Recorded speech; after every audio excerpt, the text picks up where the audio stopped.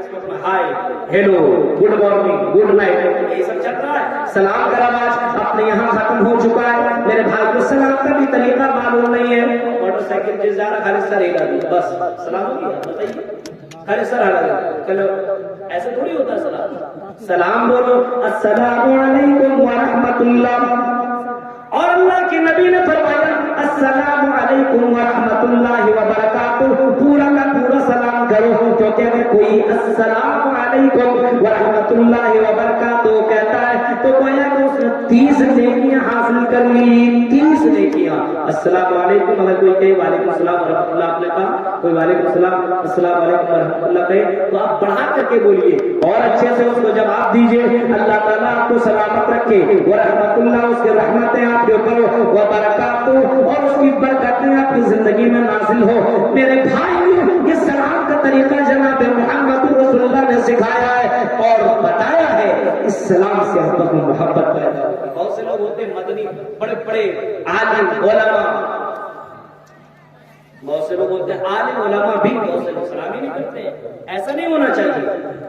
आप देखिए हमारे अल्हम्दुलिल्लाह सामने नहीं वो बात होनी चाहिए। मैं कभी भी अपने शेख मोहतरम मदनी साहब को फोन करता हूँ, सबसे पहले वही सलाम करें, मुझे मौका नहीं देते। तो मेरे भाइयों, ऐसा नहीं होना चाहिए। हम बड़े आलिम हैं, हम बहुत बड़े मौलवी हैं, बहुत बड़े मदनी हैं, बहुत बड़े मुफ्ती हैं, हम बहुत बड़े रईस और बहुत बड़े पैसे वाले हैं। हम क्यों सलाम करेंगे? हमें सलाम करें।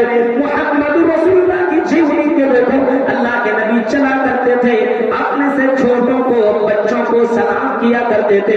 और आपने फरमाया अपने घर के अंदर एंट्री करो तो सलाम करके दाखिल हो जाया करो, अपने घर वालों के लिए भी सलाम करो।